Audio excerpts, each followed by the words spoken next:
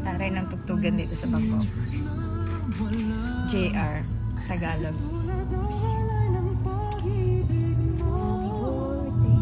Happy birthday! Oh, nagiinom daw yung mga Diyosam namin ngayon.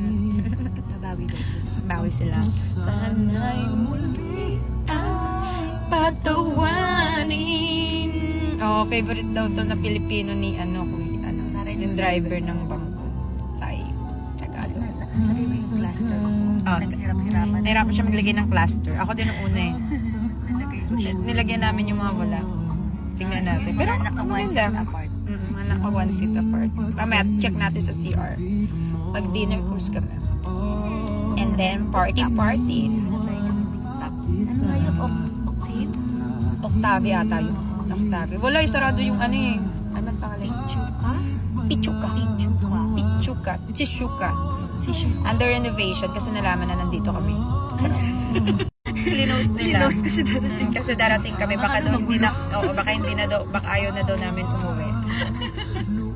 So, see you later. Baka daw magulo sila doon.